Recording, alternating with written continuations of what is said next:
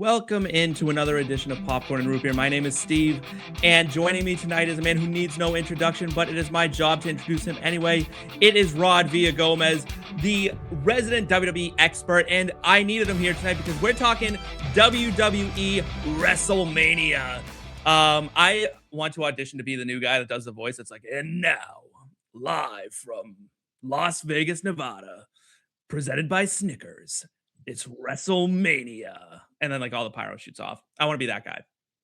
You know what? I think you should. And no dream is too small, my friend. You should be up there doing that. I would definitely kill for that job as well. That sounds like a fun day in the studio, but happy to join you, Steve. Again, as always, got my popcorn, got my root beer. I am well prepared for this show. Always and well prepared to talk about WrestleMania because I'm telling you right now, man, there's few events that get your blood running like WrestleMania, even though, you know, we all know what wrestling is and what Pat McAfee thinks the business is, but I still love it. Bring it on. Bring on WrestleMania. So I'm glad you brought up Pat McAfee because let's start out. So we're fresh off, as of this recording, we're fresh off of Pipe Bomb 2.0, which was kind of more Pipe Bomb light, I thought. It was much tamer than the last true Pipe Bomb that we got out of CM Punk. I would say even more tame than the one we got out of John Cena even. Not as incendiary, like the vague McMahon reference was kind of there. Certainly harsh on Roman, I thought, but then requesting the ticket prices to come down. But overall, Rod, how do you feel as a wrestling fan the last year or so has gone? From last WrestleMania to this WrestleMania, do you think we're moving in the right direction, wrong direction? What do you got? Well, it's funny because, you know, that this is such a huge discussion that's engulfed to the wrestling world. And I've seen very, very, very many takes on this one. But for me, it's crazy because we think of a couple of years ago when The Rock was, you know, smacking Cody with a belt, threatening his mom. Like there was some very incendiary stuff going on in the buildup to WrestleMania and to all of the summer events. But you know, I feel like we've taken a step back a little bit. We're nobody's beating anybody with a belt anymore. But also what that does kind of bring to mind, right? And I know Pat kind of touched on this in his in-ring speech, was that the Attitude Era, right? And bringing wrestling back to where it was. And Steve, I know I'm a little bit older than you in the grand scheme of things. Obviously, we've watched wrestling for a long time, but I recall even before the Attitude Era in the 80s, and that was my brand of. But we look back with, I guess, rose-colored glasses so many times about what happened in our day, right? And I see the progression of wrestling, and I respect it for what it is. Like I know that we'll never get back to the Hulk Hogan, Yokozuna days. We'll never go back to the Stone Cold Steve Austin days, or you know, those, or the NWO or anything like that. So I don't pine for those days, but I do see kind of where he's after, in that there's a lot of storylines right now, Steve. And I feel like back in the 80s, there weren't that many storylines to follow. And now we've got wrestlers from NXT. We've got the luchadors now that have their own life. And it's just, I don't want to say it's diluted, but there's a lot going on. And it's sometimes hard to pin yourself down on one storyline.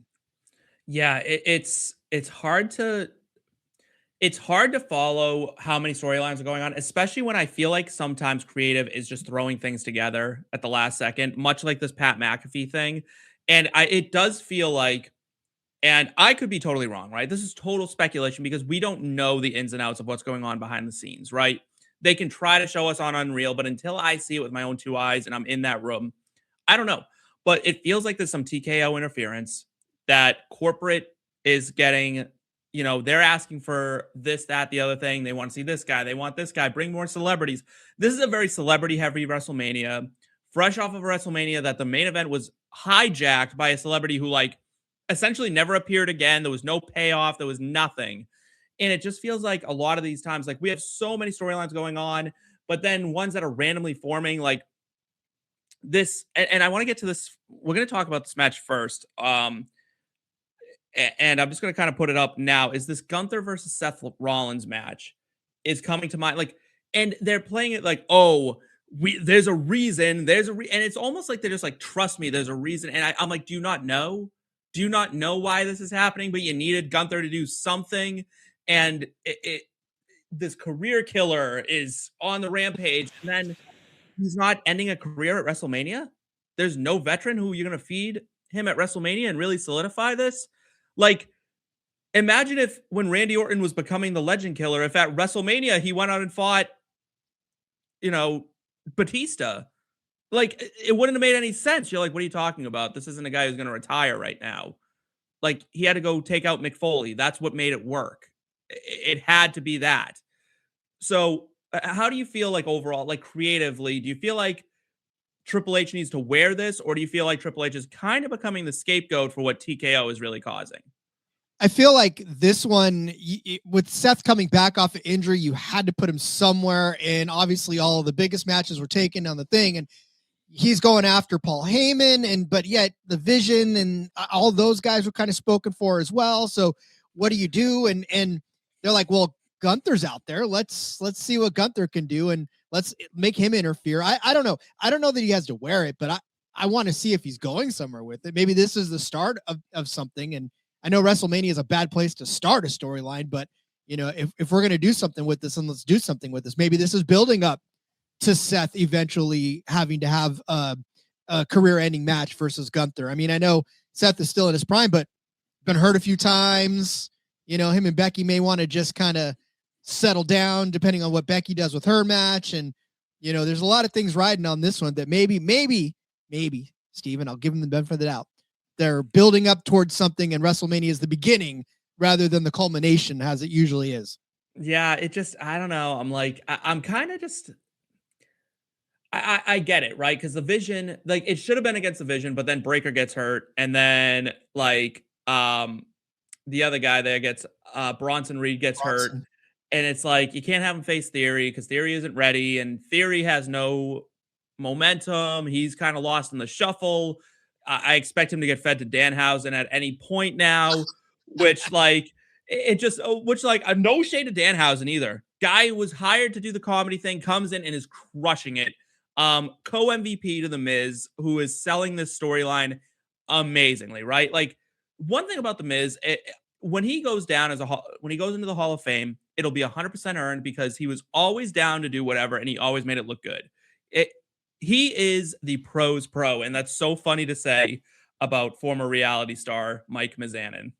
Well, and you bring up such a fantastic point in that the John Cenas of the world were always the John Cenas. The Rocks were always the Rocks. The Seth Rollins, like, you throw out any of those big names, and The Miz was a big name for a while, right? I mean, we're maybe not as big as the other guys, but The Miz was the champion. The Miz was awesome. The Miz was everything you asked The Miz to be. What I love about him is that he knows when the ebbs and the flows of everything is, and he rolls with it, right? And as much as you're like, well, he's not a main eventer anymore, he's settled into his role as somebody who is just there for the company and is a utility guy that can partner with R-Truth one day and then, get cursed by Danhausen the next. So, I do appreciate what he's doing for the company. And that's a skill on its own, right? Is someone who can. It's hard to survive being the comedy guy in WWE. Once you're kind of the comedy guy, it's hard to break out of that. But The Miz has ebbed and flowed through that his entire career, where it's like, oh, he's just a jobber. And it's like, nope. And then he ramps up and he's a main eventer again. And it's like, how's this guy do it? And it's because he's just so good on the mic, right? Like, he's so good on the mic, and his in-ring talent is good enough to keep him around, and he knows how to get it done. All right. Money line on this.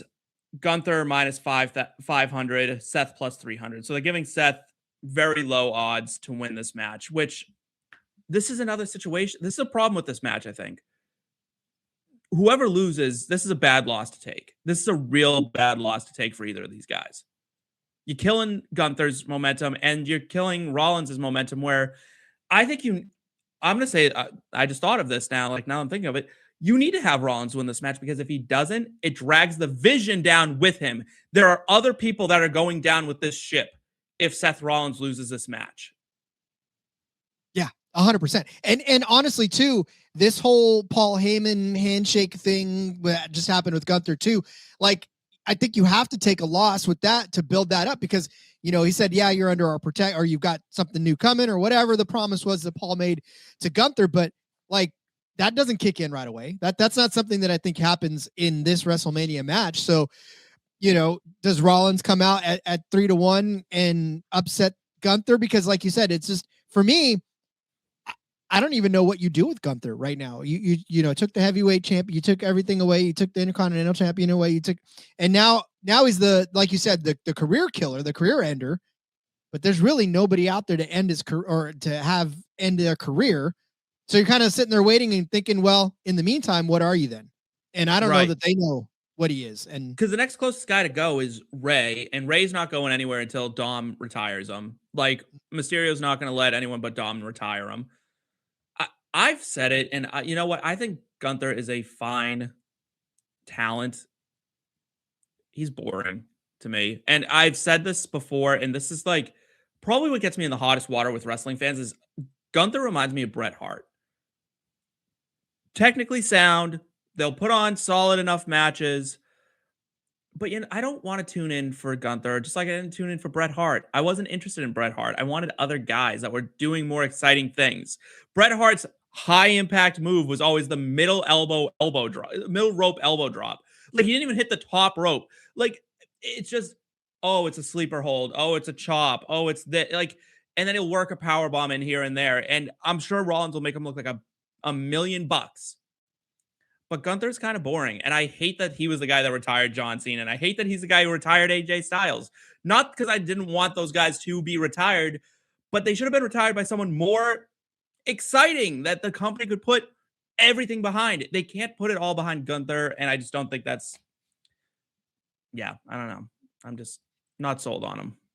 Well, and again, the frustrating thing about it is that his promos are kind of, they take a long time to hit, right? I mean, it doesn't have the pack punch that CM Punk has, that even Roman Reigns or even Brock Lesnar, who takes forever to cut a promo the way, but Gunther's just, it's very stilted, and you really have to buy into his character to actually get hyped up over one of his promos.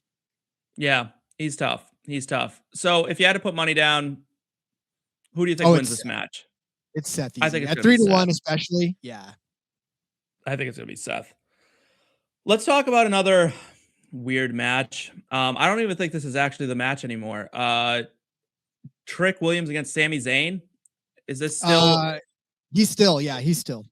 It's just those two. They didn't add Mello into the. No. I was waiting for it, though. I'll tell you much right now. I was waiting. I thought they were going to. Why not? I mean, I thought it would be a good triple threat. I thought it would be a good, 3-person, because again, with Mello, he wanted his chance, right? And he went back in against Sami to try to earn it again and ended up losing. So I think that's what really killed it. They weren't going to give it to him after he tried again on this last go around it. And I think that's what killed it. Yeah, odds are the same for this one as it was for Gunther Rollins. Minus 500 for Trick, plus 300 Sami. I think Trick Williams walks away victorious in this match. I think they're doing something weird with Sami Zayn. I think they're probably looking at a heel turn down the road here. Trick Williams seems like a guy who's going to be a star, like a main eventer sooner rather than later. So he needs that intermediary title to get himself there, right? Like, we need to see him have a title reign on the main roster and do all that. And I'm really excited for Trick Williams. I think he's a stellar talent. I am not a Sami Zayn hater. I don't know how you feel about Sami Zayn. The internet is split on Sami Zayn. Some people say it's either like they think he's the greatest on earth or he's the worst wrestler, and there's no in between. Where do you stand on Sami Zayn? I'm pretty much ambivalent. Like, I will give a let's go when his theme music comes out. Like, that's about, and I'll whoa with the best of them. I'm a mark in that way, but I'm not necessarily all that moved. And even when he was making a run for the bigger titles out there, I wasn't necessarily completely sold on him 100%. Right. And so for me, he's fun to watch when he does what he does, but I don't necessarily miss him if he's not on the card either. Yeah, I'm not a Sami Zayn lover. I think he's good. I think he's good to feed to the main eventers is what I think Sami Zayn's best at. Keep him just missing out and like give the people something to root for in some sort of way, but overall just not for me, really. Yeah. This is a storyline that I think has gotten lost in the shuffle. Stephanie Vaquer versus Liv Morgan. Zero hype around this. And Stephanie Vaquer was like hype personified for a while here. And what the hell happened? Because WWE has forgotten that this is going. Why have Liv go out and win and this opportunity present itself and then be like, yeah, we announced the match 3 months ago, and now you'll just have to remember the fact that it's happening. Well, I mean, they've done a little bit, right? I mean, just this last Raw where Stephanie came out and clobbered Liv and Raquel. I think it was Raquel, right? Yeah, and just kind of clobbered both of those. So, you know, there's a little bit of buildup, and of course, Liv taking shots at Stephanie's mom. That was a big one. That was good. I always love that. I love when you take shots at people's mom. I think that's the best way to draw heat. It's like when you go to Boston, they're like, and at least, you know, it's like, you guys aren't winners like the Lakers. It's easy heat. I love it. Like, give me more of that. I'm always down. Yeah. But, you know, to me, this is one where I can see Liv winning again, because I think they're trying to compile some more titles in Judgment Day, and Liv having hers. And then obviously with Dominik having his AAA, they're trying to get Finn to not win. And they're just trying to get more titles into the Judgment Day. And I think it starts with Liv. Do you want to see Liv on top again though? Like, no, we've seen her there already. Yeah. And I am salty about the women's division. And I'm just gonna be honest with you. I'm salty about it because my favorites are not getting pushed nearly as much as I want them to. I want Asuka on top. That's the person I think should be up there with Rhea Ripley being champions. I think Asuka is the best talent. I think she puts on the best matches. She has the most hype. Every time I see her, I'm excited. Liv Morgan, kind of boring. Stephanie Vaquer, big fan. I'd like them to keep the title on her rather than give it to Liv. I'm also done with the Judgment Day. Overall, you can't have this many people come and go and be like, it's the Judgment. It's like, listen, it's not even the same group. 0 of the original people are still in it. 0, none. Like, call it something else, do something else. It's time to move on from that faction. It's dead. That'd be like if NWO just completely went away from all 3 of them, right? From Nash, from Hogan, and then just had a whole different look to it. And then there was nobody. Yeah. You wouldn't have thought NWO. Yeah, it just got goofy. But remember when the NWO split and there was the NWO Black and White, and then it was the NWO Wolf Pack, and it was like 1,000 different NWOs, and it was like, oh my God, there was 1,000. Everyone was an NWO member. What were you, a Wolf Pack, or were you the Black and White? I'm like, that's what the Judgment Day is. It's like, do you have nothing to do on the roster? You're part of the Judgment Day. Congratulations. Like, I don't know what they're doing with that anymore, and I just am out. Right now, the line has Stephanie Vaquer as a heavy underdog, plus 300 to minus 500 for Liv Morgan. So Vegas apparently feels like Liv Morgan's walking out as the world champion, which I would boo. I would not be happy. Yeah, in this instance, I would probably take the underdog. I feel like this is one where they're not going to let the title switch because, again, just what are you going to do with Liv after that, right? There's no Liv also needs a new finisher. Can I say that? Liv needs a new finisher. I don't like the fact that it has to be in the ropes. It needs to be able to hit in other places. Like, she needs a better finisher. I feel like, I feel like she just needs to. I don't know. I don't know what it is. I just, like I said, I may have seen her on top too much, and not that I don't like watching her wrestle or anything like that, but I just feel like there's not much more you can do with her that you can already, because you haven't had Stephanie against a whole lot of people yet. You have a whole division to still run with her through. Liv's been through all of it. But Rhea, Charlotte, Alexa, like all these guys, she's been through it. Yeah. And Liv is already like a star, right? Like, she's an established champion. Like, if Stephanie loses this match, it will feel kind of like when Asuka lost at WrestleMania. Like, she won the Rumble, undefeated streak going into WrestleMania, loses to Charlotte Flair, who didn't need the win. Liv doesn't need this win. Stephanie does need this win. So, again, I think just creatively, you would have to go that direction. Here's one that is even heavier odds in both directions, but I think much harder to decide who to win, who to have win. Jacob Fatu versus Drew McIntyre. If I was in creative, if I was sitting in that room and they were like, who walks away in this match? I'd be like, I actually have no idea. I think this was a bad idea by us from the start to put these two in a match together because it's kind of like Seth and Gunther. It's just a loss hurts a lot more than a win does for the other guy. And I'm like, can you just have them both lose? Maybe like a double count out? Like they just in beat an the hell out of each unsanctioned other? match. Yeah, like it's unsanctioned, right? Which means there's no rules, which means just let them beat the shit out of each other for 15, 20 minutes and then tackle each other off of a very high platform, crash through a bunch of tables, have the whole fake explosion thing that they love to do, call it a draw, and be like, get the EMTs out there, do the whole thing, write them both off of television for a while because they're rudderless right now.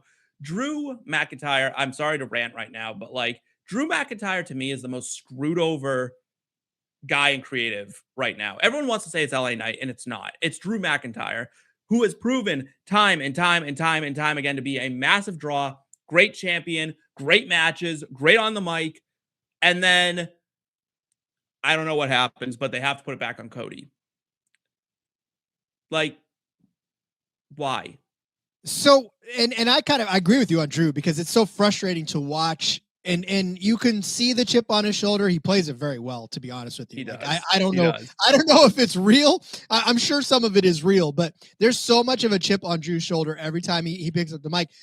And this has been going on now for a while, right? It just, even when he was champion, even when he was defending, even when he was in the giant brawl with Seth and with Cody and with all these guys, and even CM Punk for a while, like it was always Drew being mad because he was being undervalued, and even with the title around his waist, like he was being undervalued, and it's frustrating because like you want to see him excel and get past that, but that seems like it's such an entrenched part of his character that it's hard to kind of go different places with it. And this Fatu thing, it did kind of seem to come out of, I don't want to say nowhere because obviously Drew's hates everybody, but you know, with Fatu, they needed something to do with him as well. And they were like, well, let's have him piss off Drew and let's have him get under his skin for a little while and then have these guys beat the hell out of each other week after week, pull each other out of cars, throw each other off of buildings.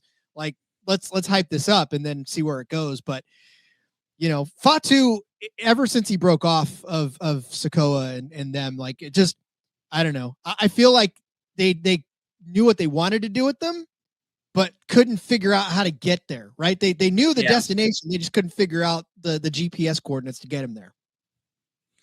Yeah, and I'm starting to wonder if he, you know, early on it looked like he was a lock for the main event, like world championship material. And now I look and I'm like, can he cut a good enough promo? Is he charismatic enough to be the world champion? Do we want that around his waist? Why is this not Solo instead of Drew in this match? Why are we not getting that? Drew being like, you know, I'm still hunting the bloodline. Brother, it's been 2 years. Like, you're not still hunting the bloodline. You haven't hunted any bloodline members, like, since. Like, it felt lazy. It felt lazy. It felt underbuilt. And I don't know. Like, because if Jacob loses this match, where do you go with him? What does he become? He lost. Because you can't put him on a path anywhere else. Like everybody's taken. Like you can't just instantly shift gears. Yeah, like, do you just put him back in the US title picture and say that's where you're at and that's where he stays forever? But if Drew loses, he was the champion, then you took the title off of him on a SmackDown randomly, and then you have him lose at WrestleMania, and it's like, do you just release him? Because he's not gonna be happy. Like, do you just let him go? What do you do with him? Who's he gonna go after? Quit. Yeah, like he quit. He quit for literally half of a show, came back. Like, this just doesn't. There's no direction. Again, these guys are kind of rudderless, and it's not their fault. They're just not given anything to do, and so it's just goofy for the sake of being goofy. I feel like, and it makes me really upset for them. Yeah. All right, let's talk another world title match here that I'm a little bit more excited about. Rhea Ripley versus Jade Cargill. This has not been wizard on the microphone from Jade. Jade has struggled in this build-up. Right now, Rhea, heavy favorite. minus 300, Jade plus 200. Do you think that Jade's promo skills will cost her this match? I think it's why they paired her up with BFAB and Michin, right? I feel like that's why they needed the extra help, because solo there was nothing going on. Like I when you watch Rhea Ripley, when you watch Bailey, when you watch, even AJ, when you watch all of these and Becky, especially, even Liv, right? When they cut promos, it's just it feels effortless, right? They know what they're doing. They don't have to sort of sit there and look like they're thinking about it. And I just don't get that same emotion from Jade. And I'm glad you brought that up, because ever since she came in, like, I get it, right? This mysterious storm is coming, and you the mystery about it, and you brought her in. She's big. She beats everybody up. She does what she's supposed to do, and then you let her leave, right? You don't give her the microphone, or if you do, it's just to kind of gloat and leave, right? You don't give her the mic to cut a promo and stand there and call somebody out. I think you're figuring out why that was the case in the beginning, because it's not moving the story along, which is, like I said, why I think they brought out her two backups, so that she could just stand there and direct them to beat everybody up, and then, put her finishing move on at the end and move it and call it good. There's no speech necessary. It's all actions. You don't have to stand in the middle of the ring and talk when you're beating the hell out of somebody and then calling it a day. Yeah, I wonder if this is going to lead to, I wonder if this will not so much be the end of this rivalry as so much as it will be like a pause where we get to War Games, because at some point Naomi's going to come back. At some point Bianca Belair is going to come back, and there has to be a reckoning for what Jade did, right? And what Naomi did.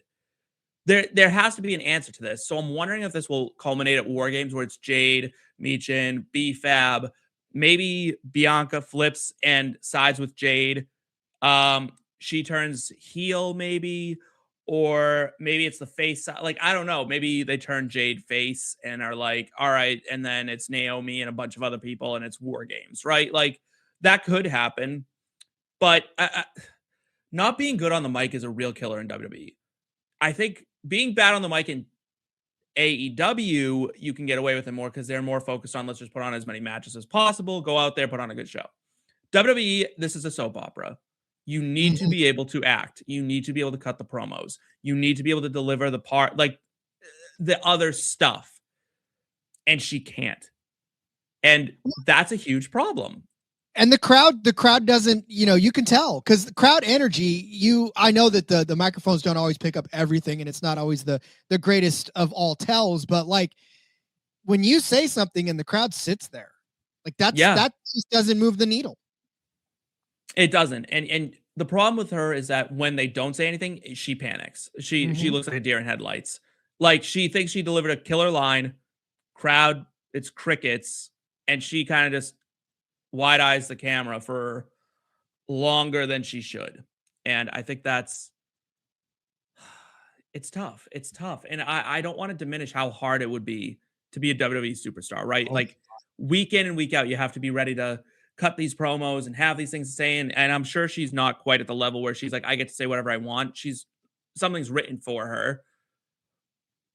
It's just I'm that bitch. Like, that's just not working. It just isn't working. It should. It just didn't. And it's like, all right, now what? Like, you got to give us something else. You got to do something else. Yeah. And really, part of that is that I think a lot of these folks, especially now, maybe even they're playing for the crowd pop, right? If you look back, I don't know that all of these early guys like Hulk and all them, they were probably working for the crowd pop, but it wasn't such a huge thing. They were just getting out there and yelling and screaming and talking as if nobody was even listening, because the crowd pop, the way that we know it now, was not necessarily a living character. It was just something that happened as a result of something they said, and then once they figured out, well, okay, we'll play for the crowd pop, then that's fun. But I think they need to get back to cutting promos without worrying about whether or not the crowd's going to react, because if they react, cool. If not, keep going. Well, I also want to bring this back to the TKO issue, right? So ticket prices are absolutely out of control for I know. WWE I tried to events. go to Raw in Sacramento and I had to take out a loan.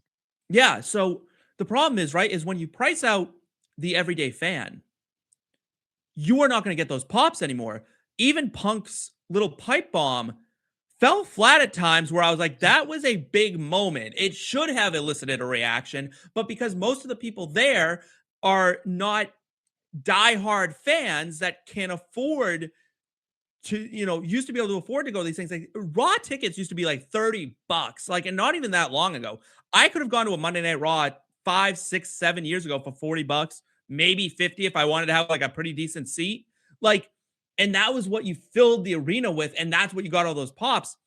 Now you have to be so precise and so general, and like now it's just you don't have that diehard fan anymore who's willing to, you know, Hulk Hogan would just go out there and, take your vitamins, say your prayers. And my feelings on Hulk Hogan. I think he's a scumbag and blah, blah, blah, blah, blah. But he was, he was money on the mic, right? At the time, The Rock, Stone Cold, name one, right? Like the big stars. Now it's like people cheer for some of them, but a lot of stuff goes over their heads. It doesn't feel the same. WWE doesn't feel the same right now where they've gone this corporate route. And now WrestleMania is like the Super Bowl. This ticket's at like $37,000. I mean, it's Vegas That's too. dumb. So Yeah, like, but that's just dumb. And like, even the idea, this should have been in New Orleans. This should have been in New Orleans. And next year should not be in Saudi Arabia. I don't think we should be doing shows in Saudi Arabia at all, period, because there's a whole list of reasons, and a lot of them are humanitarian reasons why we should not be taking our shows over there and supporting that. But secondly, like, you just keep making these bigger and bigger prices and then promising more and more and more, and then you're not delivering. Like, don't rob the people. You know what I mean? Don't bite the hand that feeds you. And this is such a corporate issue. I don't want to turn this episode into like a soapbox of my hatred for capitalism, but like, we can't just keep ruining all these good things. And not everything is about the bottom line. Vince McMahon is a billionaire 8 times over, and he had it at a point, like the whole time he ran it, it was for the everyday fan to be able to afford to go. And he has plenty of money. Yeah. Yeah. Again, it's just the whole, and that's what I think that's why I think the CM Punk thing didn't land the way it was supposed to. Yeah, it hit with some of the fans, but not the ones that he was talking to in the front row who paid like $400 or $500 to get those front row seats. Lower the ticket prices. They're like, even if you lowered them, I'd still be sitting here. Yeah, but like that got a bigger reaction online than it did even in the arena. Like that was a big thing because it's like, all right, he said it, like, good. Someone acknowledged it. And one thing that didn't land in the way that it should have, because the everyday fan doesn't give a well, the everyday fan cares, but the fans who can afford to go don't give a shit, is that we get the Demon Finn Balor back at WrestleMania against Dominik Mysterio. Finn is a heavy favorite. When he busts out the demon, he should be a heavy favorite, and he better not lose. Oh, God, no. Not to Dom. Are you kidding me? Not to Dom. This has been a way too long time coming. Let Finn get the win. Give him one last run. Let's see if we can't make Finn Balor a world champion. It wouldn't hurt, right? I mean, we need some fresh blood in the conversation, because the Codys and the RK and the Randys and all these guys are they're not spring chickens anymore. Neither is Finn Balor, for that matter, but he doesn't have the mileage on him that all these other guys have. And like I said, the Finn Balors of the world, I think they need to be talked about more, because like the Judgment Day sort of buried him, right? I mean, you put him with Dom, and you put him with JD, you put him with all these guys that just, yeah, they're good, but I think Finn Balor, there's a lot of unleashing lately too, by the way, Steve. There's a lot of voices and heads and people waking parts of people up that have been asleep, and I feel like there's a theme going in this WrestleMania about waking up some ghosts and demons. Yeah, I like it. I like it. I don't like some of, like, I don't like the Pat McAfee thing by any means, and we'll get to that more when we get to the buildup of that match. But I like the idea that this is very easy, right? This is an easy write. Like, the script writes itself here, where Finn Balor lost who he was, lost that edge. forgot how to tap into that. And something is coming out, something dark, something violent, something wicked, and it's the demon. And I think this should be, if I was booking this, if I was a booker on this would be a squash. This would be a squash or a DQ. And Finn Balor would leave Dominik just a wreck. Like, this would be an absolute massacre. And I would unleash Finn Balor on the roster a bit. I always think there should be, like, what is missing right now from WWE is a monster heel. There needs to be, and people are like, oh, but Finn Balor's not a big guy. It doesn't have to be a big guy. Roman Reigns is a big guy, but he's not Kane. He's not the Undertaker. He's not 7 feet tall. He's not the Big Show, right? But he was the monster. He was the thing that needed to be toppled. He was the problem that was so pervasive that it just oozed across the entire company. Could the demon be that? Could you unlock Finn Balor in that way, like the Fiend was? It was this problem that it was pervasive. It was across brand. You need that, and WWE is lacking that right now. Could they let Randy be that? Maybe we unleash Randy one last time, really let him go a little nuts, or you turn Roman that way. There's ways to go with this, and I think Finn Balor's in a unique position where he could capitalize on the fact that there is a void in that position, and maybe he goes that way. Maybe he's so violent against Dom that it turns him heel, because we saw Dom get the face pop last year. People like Dom. People boo Dom out of respect, but they truly like him. Yeah, and what's funny is that, so with the line the way it is now, right? It's 2-1 for Dom and -300 for Finn. I think you bring up an interesting point on the DQ aspect of this, where you could very well give Dom the win by DQ, but really you give Finn the emotional and the overall win by leaving Dom just pretty much completely useless even afterwards, right? And so, yeah, sure, Dom picks up the match win, but not the real win that happened in the ring after Finn just goes ham. Yeah. If there's one match that needed like color on this card, it's this one. Dom needs to leave bloodied, I think, to really establish Finn as the demon Finn Balor again and put him right back. And people are clamoring for it, right? It's not a mega leap to put him back in the main event scene. People want it. Like they really, really, really want it, especially where AJ is gone. We don't have that technician there right now. Maybe Seth, but like that's about it. Yeah. I saved this match until right now because I think it's one of the most important matches on the card. Maybe the second most important match, in my opinion, on the card. And that is Brock Lesnar versus Oba Femi. Yes, I spoke about the monster heel that needs to happen. It's not Brock Lesnar. It's Oba. Oba could be that guy. Now, Oba's a face right now. Oba is over. Like, in a way I haven't seen in a long time for someone this young. I mean, he is just generating monster levels of pop every single time. Those lights dim, that spotlight shines, and the ruler is here. And first off, sick nickname. Like, right off the bat, the branding's amazing. I loved like his line about like, you can send anyone you want, but don't send anyone you want to have back. I'm like, that is the cool, like, and he just backs up. He's so imposing. Watching him powerbomb Brock Lesnar with the ease that he threw a nearly 300-pound man up onto his shoulders. I mean, and just, it looks like nothing. This man, he is so ready. Like, he's already that dude. He cuts amazing promos. He has incredible athleticism. His moveset is phenomenal. Maybe the best moveset in WWE right now. That's bold. I think just in terms of what his character is, to his style, to what he's, I mean, when he like picks someone up and just chucks them across, I mean, that's an insane move. And it generates that just that pop every single time. It's so sick. I love Oba Femi. He's one of my top 5 guys on the roster right now in terms of just how much I love Oba. Well, and then you think about crowd reaction. It's easy to say, it's like that's yeah. Prime. You know, everybody, they get the whole thing, whole place rocking with it. And yeah, God bless you, Isaac Odugabasan. That's his real name, actually, Oba Femi's real name. Wow. But yeah, The thing about him is that they wheel Brock Lesnar out for, big events and things that they need to, I guess, promote people's strengths.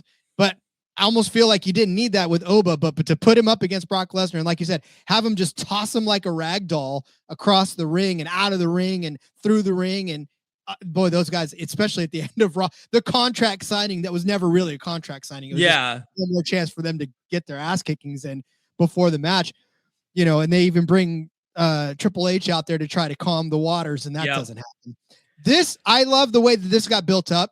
Yes. Because this just is Raw. Like, this is just pure big man on big man, and we are just going to get in there and beat the hell out of each other for 25 minutes solid, and we'll see who's standing at the end of it. But I guarantee you, I think both of us know who's going to be standing at the end of it. And it has to be Oba, right? Like, it has to be Oba, or we're really, like, again, that would be a huge miss.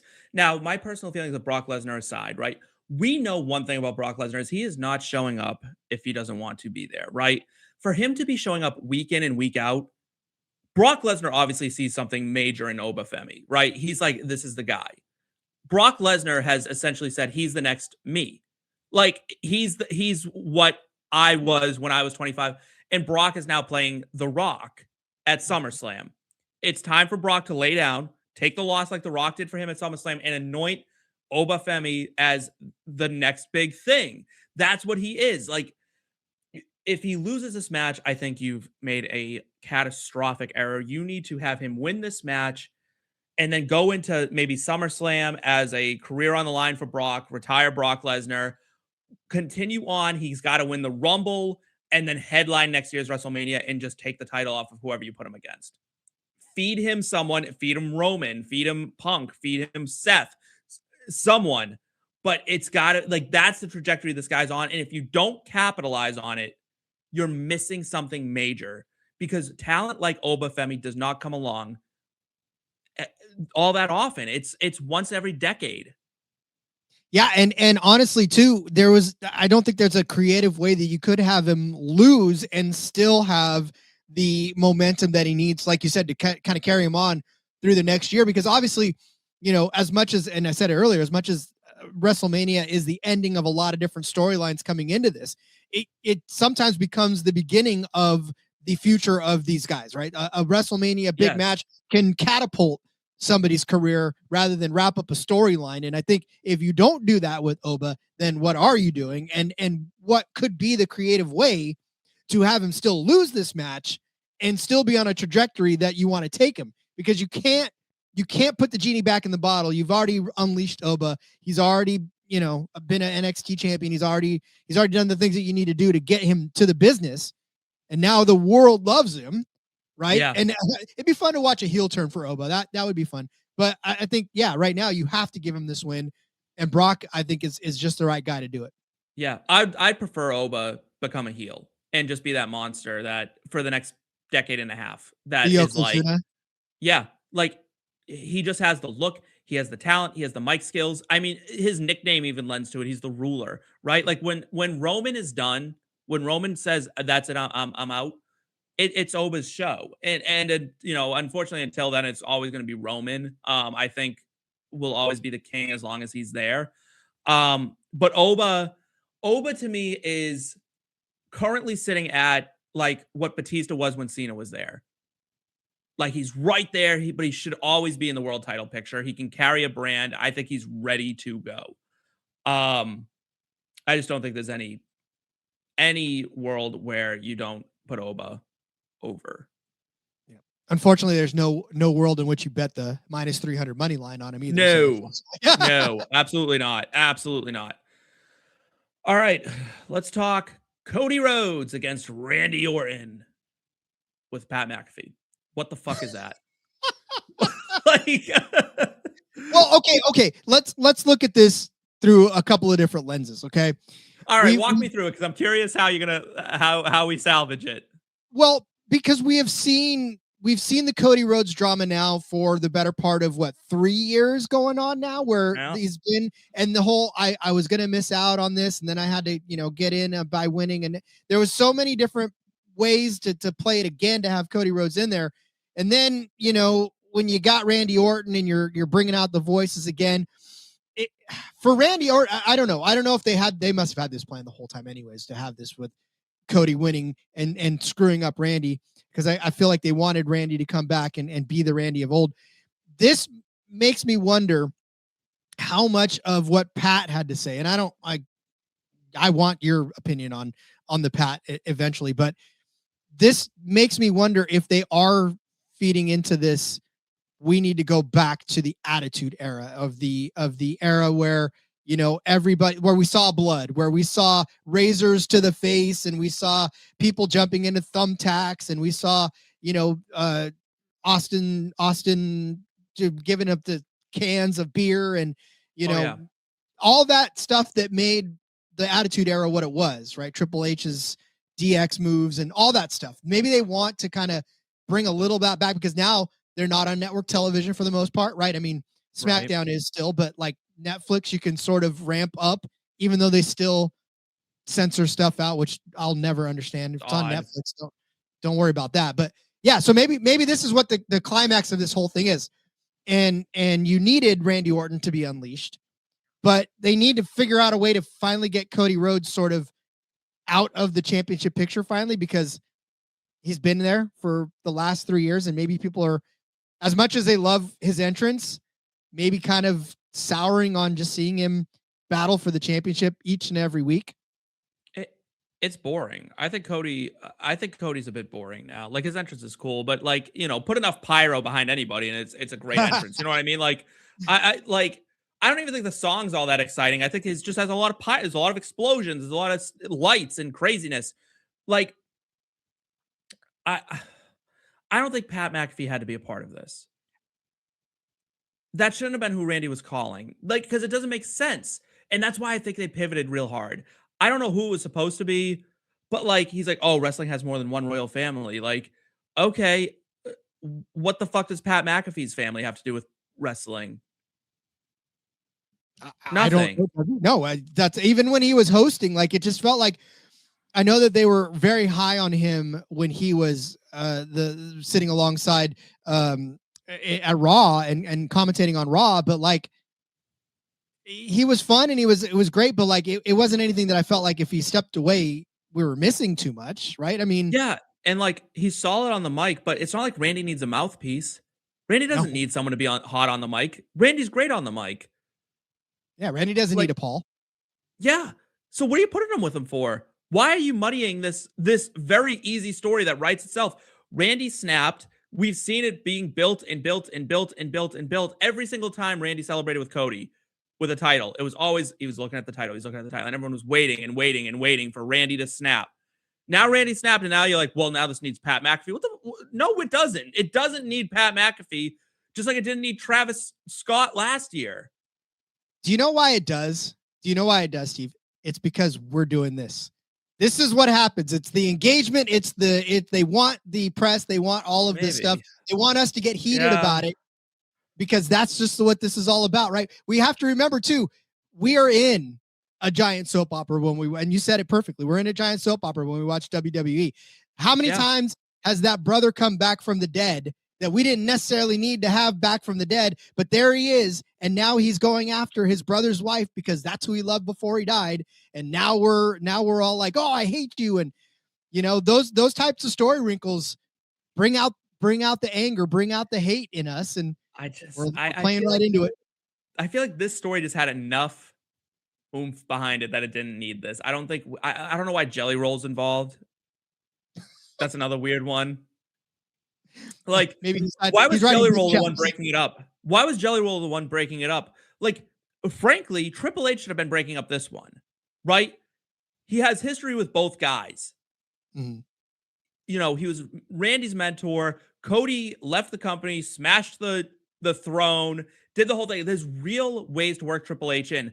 I thought it was really cool that they worked Stephanie in, and I thought they should have done that more. Why is Stephanie not a bigger character in the WWE is beyond me. I think they should have absolutely used her. I think personally they should have Stephanie as the GM of Raw and Triple H as the GM of SmackDown, or flip it or whatever, and let them be like characters, because there's no Mr. McMahon right now, right? Like, we need that. You need the authority figure. Like, and I get Triple H's his heart probably can't handle being slammed or whatever. Like, that's too dangerous. So maybe that's why he's not doing it. But like, there's no heel GM either. That's what the GM used to be every time, right? It used to always be the bad guy that was easy to screw over the good guy and piss everyone off. And then like Teddy Long would work in every now and then. Like SmackDown, I think it always was like SmackDown had a face, Raw had a heel. Mm-hmm. Raw had Bischoff and like the anonymous general manager, and then this one and that one. And SmackDown had like Stephanie and Teddy Long and all that. We're just missing that. I thought Stephanie did a great job with this. I thought that was a way cooler inclusion into this, where I wanted to see Triple H get involved and be like, I think this should have been built up as people saying to Cody, like, you don't understand what you're getting into because you've never seen, you haven't seen Randy like this in a while. It's been a minute. And this is a dangerous place for Randy to be. That was the story that should have been told, is that, and we should have just had a line of a string of bodies left in the wake of Randy Orton. Bring the punt kick back. He should have been kicking people's heads off, RKOing people out of nowhere. It should have been violent and tapped into that instead of getting Pat McAfee and Jelly Roll. No, I agree. And honestly, too, I don't think they needed to have Cody waking the voices in his head. Like, I feel like that was a little bit too far, too, because all of a sudden now Cody's they're awake in my head too. I'm like, no. That's like, when you're little, no, you don't need that. That's not you. You're supposed to be standing up saying, I got this and I've been at this forever and I've had this title before. Like, you don't need playing the face should have been trying to get Randy to go, like, put the genie back in the bottle, sort of like, be like, we're friends. Like, this doesn't have to be like this. We can just go in there and be, just a good old-fashioned match between two people who respect each other and have Randy be the violent heel that ends up winning. And the odds right now have Cody as the underdog plus 150, Randy at minus 200. I think they need to put the title on Randy and move Cody out of the title picture for a while.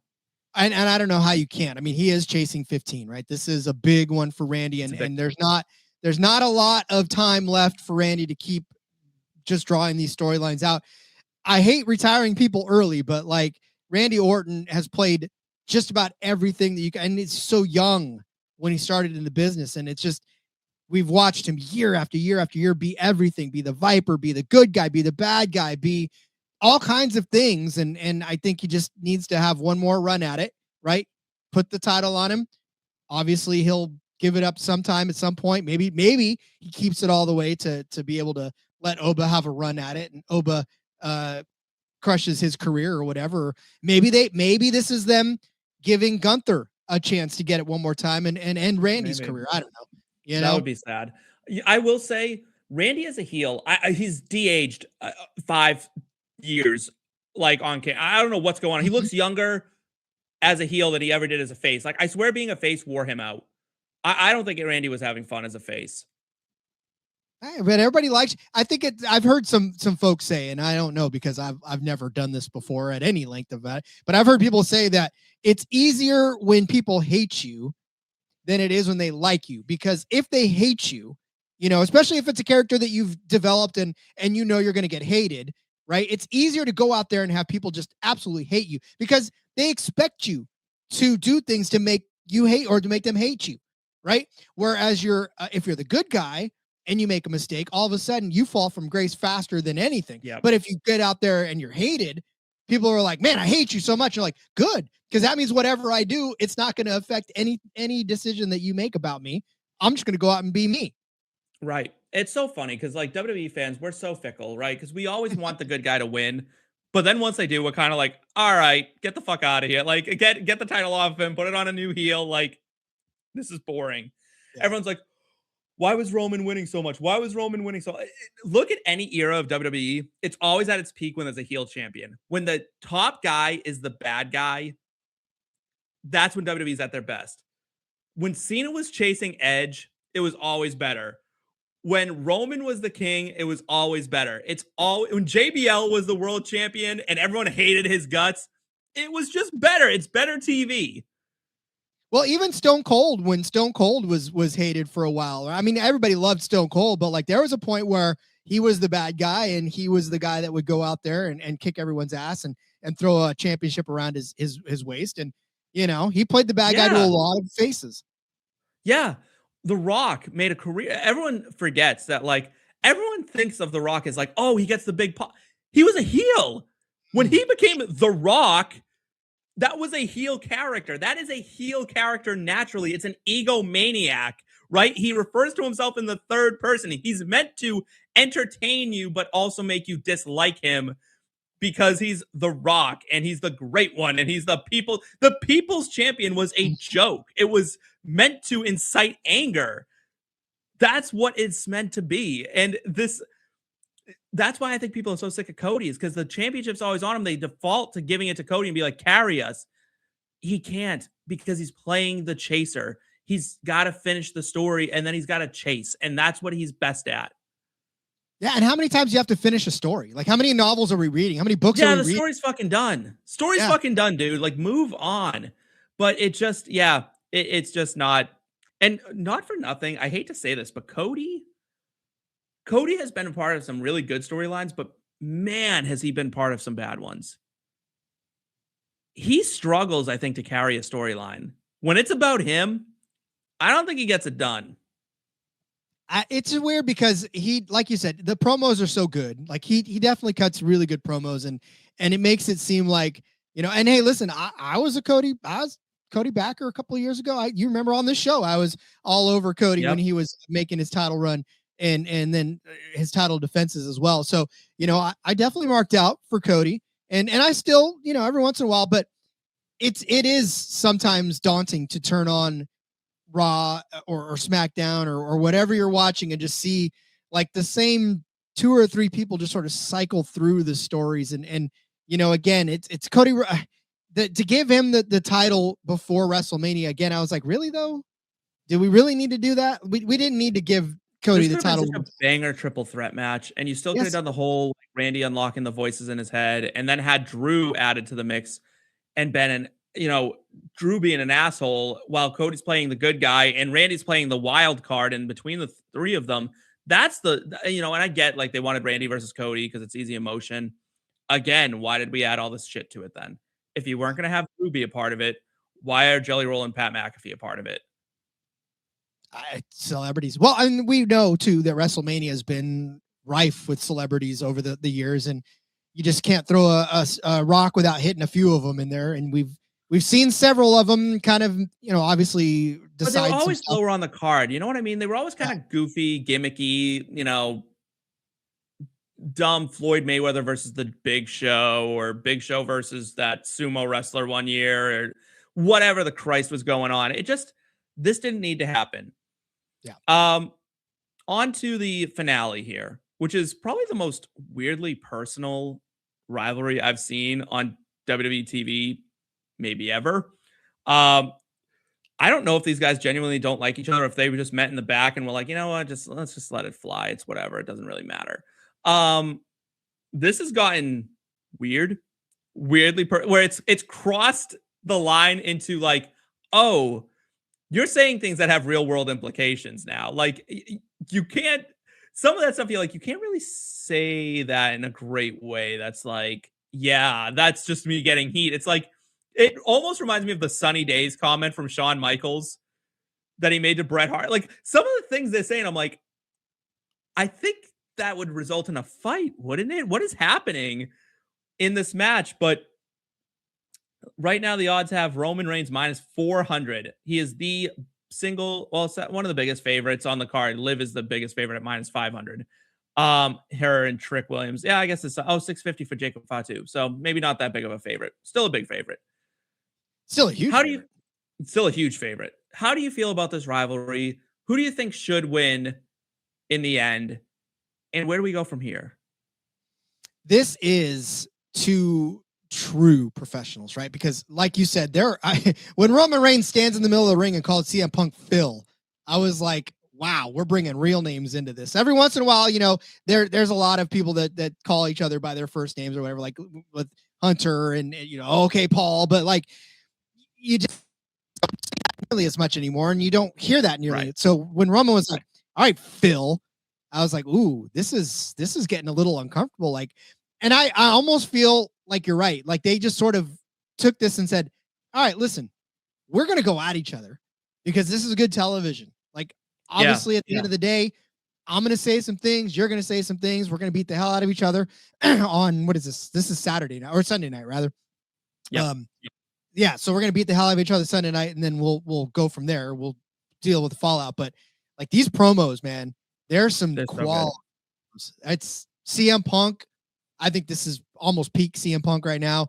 Roman Reigns is really diving into just really, really going after CM Punk and getting very personal with it. But yeah, the whole Roman can't do anything without his cousins, and like can't do anything alone. And yeah, there's a lot going on this. And I'm curious, like you, is this just sort of one of those, I honestly don't like you, so I'm gonna have fun with this, or if this is just we called this beforehand that this is gonna get nasty. Just make sure that when we're done, we're not close to each other, so we don't really swing at each other and take it personal. So yeah, this will be fun though.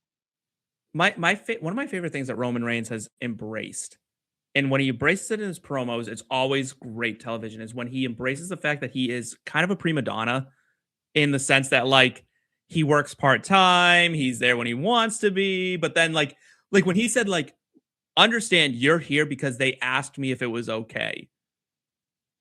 That's my favorite Roman, right? Like that's where I'm like, yes. And he's like, and you could talk about this and all that other stupid shit, and I'm like, that's amazing when he belittles anything else besides him and he's like, I'm the franchise. That's peak Roman. And the fact that Roman, it took a long time, right? It took about a decade for Roman to find himself. But we've gotten truly, I think, a top 5 WWE superstar of all time, maybe top 4. He's probably on the Rushmore, in my opinion, of WWE superstars. And I think you're right. I think this is peak Punk because when Punk was young and doing his thing, it came across a little bratty. I think it came across as a little entitled. Him being older and laying it down on the mic the way he's doing, it comes across as like this, almost like Stone Cold, where he's like, this is like the guy, you know what I mean? Like, this is like that everyday man, because he kind of looks like the everyday man, right? He's got like the salt and pepper. He's not like shredded. He's just this guy, and he's out there and he's like laying it down. And he's like, he's like, I'm here 7 days a week doing all the shows, and you're off fucking gallivanting around Hollywood with your cousin and doing this, and you're never here, and then you come around and you make all this big fuss and blah, blah, blah. And it's like, yeah, right? Because I'd be pissed too, right? I'd be mad. And when people can play that at Roman, it's really nice. And then when Roman plays back into it, that's when the magic happens. And these are just two masters going at it right now. And I'd like to think that it's a professional courtesy, that they're like, at the end of this, they're like, hey, we made great television. Maybe it's like The Rock and Cena, where it's like, I'm not your biggest fan. I don't like the shit you've said about me in the past. Let's channel that and let's use it. And we'll make some beautiful music here. But yeah, I think this is no. Go ahead. Oh no, I was just going to harken back to a couple of seasons ago, a couple of years ago. We're dealing in seasons, right, with the WWE. A couple of years ago, when The Rock was getting ultra personal with Cody too. Like, I mean, we've seen this before, but like that was a little over the top to where we knew that was shtick, and we knew that was part of the whole bit. But like, this is not over the top. This is stuff that you would say about the people that you hate in your life at work. Yeah. This is the type of stuff that you would say, man, can you believe Seth, or can you believe Roman? Can you believe Punk? Like that's the kind of stuff that you're doing behind people's back. Yeah, no, this is like, it's crazy. I mean, it's crazy. The stuff that, like, The Rock was doing the Instagram. The cool thing about what The Rock did as the final boss, when it was like dropping F-bombs on Instagram and like in the ring. And then he like, when he's like, if you start counting, when he like yelled at the ref, he's like, if you count while I'm out of this ring, like, you're fired. Like, played into that. I wish The Rock would just be the boss and play that McMahon character. I thought that would have been a great path for him forward, because you don't need to be on TV all the time. You pop in here and there for storylines and you get it done. But this is just, some of the shit they're saying is mean. Like, and I'm like, damn, like, that's crazy. And like, it is like, he's calling him Phil. Now, like, CM Punk has not really hit the Joe on Roman either, like, yet. I don't know if he will. No one's ever really done that to Roman. Roman does it to other people. People don't do it to Roman. And I wonder if it's just because they don't think of him as Joe. I wonder if they just call him Roman like backstage. Probably. Like I remember years ago, I read Edge's biography when I was like a teenager. So it was like a long time ago. And like Kurt Angle really called him Edge, like around the clock. Like he didn't call him like Adam. Like I think there are people that you just kind of call by their stage name and that's just what it is. Like I think people just call like the Undertaker Taker. They don't think of it. That's just his name. And like no one would hit him with like, well, Mark.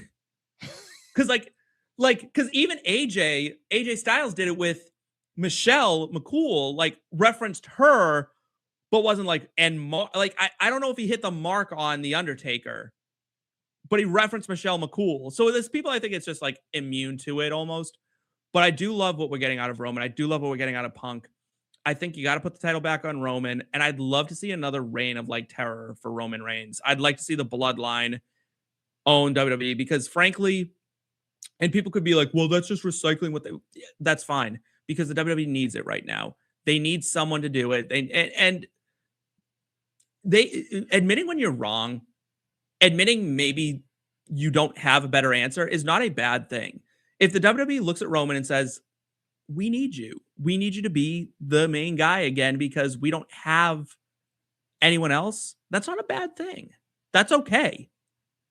And the crowd will love it because everybody still loves Roman. Like the pop for him still, they'll OTC till, and they were OTCing with Punk out there. So, that just, And you can turn Roman heel. Roman will go heel easy. The crowd respects Roman enough to let him be heel again. Like, and Roman's good enough on the mic to turn heel. You have him beat Punk, and you feed him someone that we want to move up the card, and you have them lose to Roman. There you go. It's right back. It's right back. Yeah, this will be fun. I mean, again, this is one that there's going to be a lot going on in this match, and there'll probably be a lot of high flying, a lot of Superman punches, and I think it's going to be such a 5-star match. It's going to be such a banger. I'm so hyped for this one. This one I'm so excited for. I think match of the let's just, there's no bet for it, but if you had to put money down, who's the match of the night? Oh, it's got to be this one. Match of the entire weekend, I think, has got to be this one. Yeah, I would say so. I think it's this one, depending on how violent they get. I think Oba and Brock could get there but Brock's been just doing like the 5-minute matches, and that kind of is why it's probably not going to be that. I think it's going to be this one. And if you had to have a sleeper, that 6-man ladder match is going to be cool. I'm shocked Ray went into that. That was a weird late entry, wasn't it? I mean, it's just also like Ray's a bit old to be doing the ladder matches, the 6-way ladder matches, because there's going to be a spot that he's going to have to do. And I'm like, do you have that in do your knees still have that in you to like take that bump? I don't know. And then Dom and Finn, I think, could be a sneaky contender for that as well, because Finn is so good. But depending on how violent Drew and Fatu get, that could be it too. But I think betting odds would say this one. I think you're getting Punk and Roman, frankly, at the top of their games. Punk has yet to put on a bad match since coming back. Mm-hmm. And Roman hasn't had a bad match in, I don't know, since he fought The Undertaker. And that wasn't Roman's fault, which hurts me to say, but it wasn't Roman's fault. Like, I'm just super excited. But as excited as I am for WrestleMania, I was more excited to come on this show and talk with you. I always love having you on. We do have to get you on for a reaction episode to a movie that you love, because those episodes are always fun. I love talking movies, but we love talking WWE here too on Popcorn and Root Beer. But we've reached the sad part where it's time to say goodbye to the people. We thank you all for being here. We thank you all for being a part of our WrestleMania chats. If you're enjoying this, please consider liking, subscribing, and sharing. We have our own channel here on Popcorn and Root Beer, and we're growing every day. We're bringing you movie reviews, rankings of the top 25 movies of the 2000s. And now we're doing WrestleMania, and we try to cover the big four. We try to do WrestleMania, SummerSlam, Survivor Series, the Rumble. Pretty good stuff. And who knows what will come down the line. Maybe we'll finally get something where we're a bit more regular with the WWE programming.